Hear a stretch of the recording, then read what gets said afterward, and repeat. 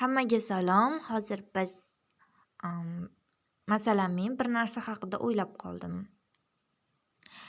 Inson shuncha aqli bilan ulkan temirni havoga ko'targan. Bu samolyotlar. Samolyotlar texnikaning bir turi. Havoda uchadigan qurilma. Lekin temirni havoga ko'tarishga yetgan odamning aqli nega samolyotlar falokatini oldini ola olmaydi? Nega shunaqa? Nahotki uni oldini olish mumkin emas bo'lsa? Bu haqida o'ylab ko'rish kerak bo'lsa-chi? Xullas kalom, men bu samolyotlarning falokatini, ayniqsa odamlar uchun mo'ljallangan samolyotlarning falokatini oldini olishni taklif qilaman. Rasm chizishimni a'lo demayman. Shuning uchun o'xshamasa ham. Xullas kalom, bu odam tashiydigan, odamlar uchun mo'ljallangan samolyot.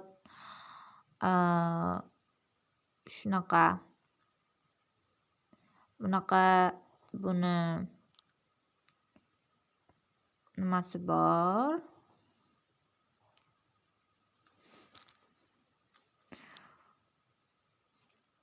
Mana.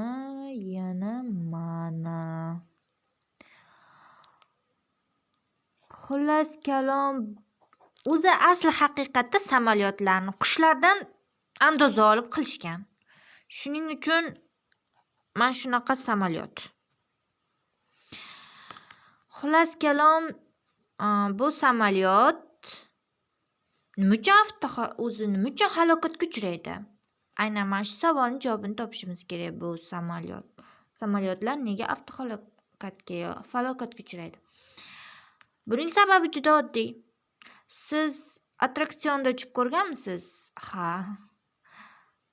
Bir uchishda anchagina vahimaga keltiradigan attraksionlarda. Ularda chiqqaningizda to'g'ri siz vahimaga tushishingiz mumkin, chunki yuqoriga chiqadi, aylanib pastga tushadi. Lekin u yerda qandaydir xotirjamlik bo'ladi. Nima uchun? Chunki attraksionlar yerga mahkamlangan u yerda. U yerda uchish uchun odam o'zida xavfsizlik degan narsa fikr xayolida paydo bo'ladi. Va bu ko'p jihatdan to'g'ri fikr. Samolyotlarchi? Ular ham aslida masofadan harakatlanuvchi, bir nuqtadan ikkinchi nuqtaga, bir manzildan ikkinchi manzilga boruvchi ulkan attraksionlar emasmi? Va ayni damda ular hech narsaga mahkamlanmagan. Bu qanaqa aql masalasi? Ulkan attraksion havoda yoki suvda yoki poyezdlar yo'lda. Lekin ular hech qanaqa bir mahkamlanmagan holatda, biriktirilmagan holatda. Ular insonlarni bir manzildan ikkinchi manzilga olib borishyapti. Ko'rdingizmi? Avtohalokat yoki samolyotlarning falokati, kemalar falokati nima uchun yuz beradi? Ular mahkamlanmagan. Ular falokatga uchrashi tabiiy holat bo'lib qolgan ularda. Vaziyat shuni taqozo etadi. Buni endi qanday qilib to'g'rilash mumkin? Biz butun samolyotlarning havoda uchish chiziqlari bo'ylab temir attraksionlarni qo'yib chiqa olmaymiz. Bu juda katta xarajatlarni talab qiladi. Lekin boshqacharoq yo'lni qilsak bo'ladi. Ko'ryapsizmi, samolyotimiz nimaga o'xshab qoldi? Yuqoridan xuddi qushga o'xshab qoldi. Siz buni ko'ryapsizmi, yo'qmi? Qushga o'xshab qoldi. Shu vaqt men hayolimga bir fikr keladi. bu kichkina chumchuqchamizni yo qushchamizni, kabutarchamizni qanaqa qilib havoda xavfsiz ushlasak bo'ladi? Yoki qulab tushay deganda qanaqa qilib uni qulashdan asrab qolish mumkin? Havoda. Va shunda bizga ajoyib g'oya paydo bo'ladi. Buning chorasi oson. Siz ulkan lochinlarni yoki burgutlarni ko'rganmisiz? Ular ovchi qushlar. Aynan ular bizning navbatdagi texnikamiz uchun ajoyib andoza bo'la olishadi. Demak, bu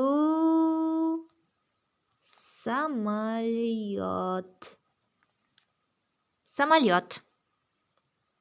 Havoda uchib borayotgan samolyot, ya'niki bizning kabutarchamiz. Bunda nosozlik chiqib qoldi va qulashga moyil bo'lib qoldi. Endi nima qilish kerak? U havoda. Yerning o'z magnit maydoni bor. U albatta jismlarni o'ziga tortib turadi. Uni vazifasi shunaqa. Gravitatsiya kuchining vazifasi shunaqa. Demak, u qulashga majbur falokatga uchragan samolyot yerning tortish kuchi evaziga albatta qulashga majbur. Va bu samolyot qulamaslik uchun biron narsaga ilinib turishi kerak. Bu nima bo'lishi mumkin? Men bekorga burgutlarni yoki lochinlarni misol keltirmadim. Mana bu kabutarchamizni ulkan burgutning changaliga topshirishimiz kerak. Ya'niki bunaqa. Burgutlar kichik qushlardan anchayin katta bo'ladi, chunki ular ovchi qushlar, ular kichik qushlarni ovlaydilar va baliqlarni ba'zan quyonlarni ham. Xullas kalom, ular shuningga moslashgan, ya'ni yirikroq bo'lishadi. Taxminan mana bunday kattalikda. Bu samolyotimizdan anchayin katta degani.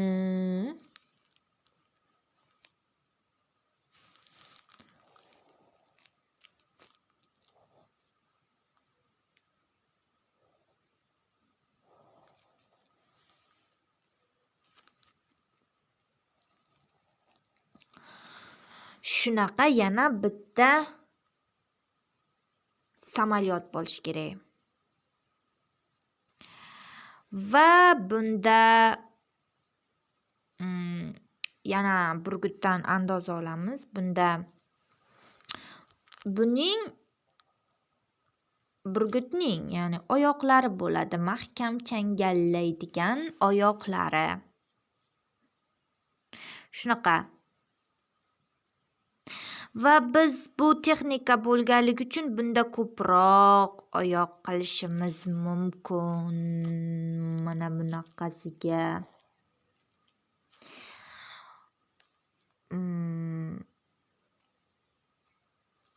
Ajoyib qurilma chiqdi, to'g'rimi? Va bu burgutimiz men qutqaruvchi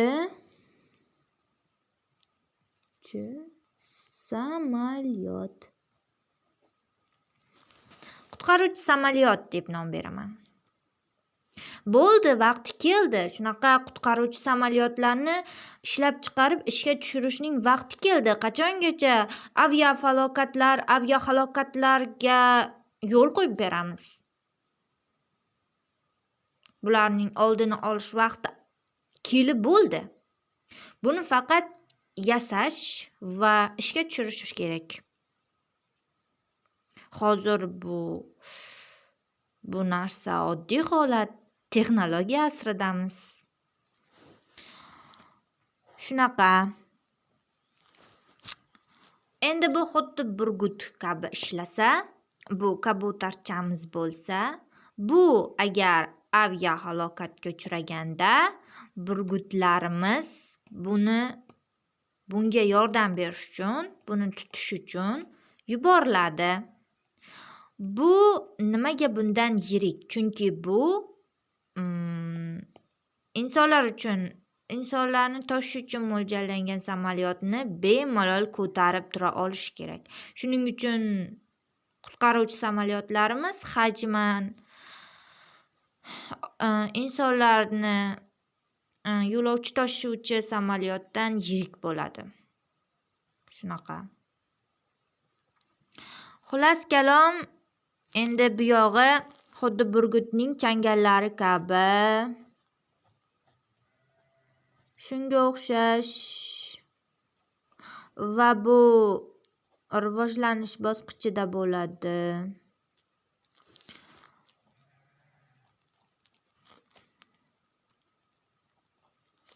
Keyin chizmalarda to'g'rilab yuboriladi. Vaziyatga moslashtirilib. Xullas kalom, bular samolyot falokatga uchraganda uchuvchisi, mana bu samolyotning kabutarchamizning uchuvchisi, birinchining uchuvchisi samolyot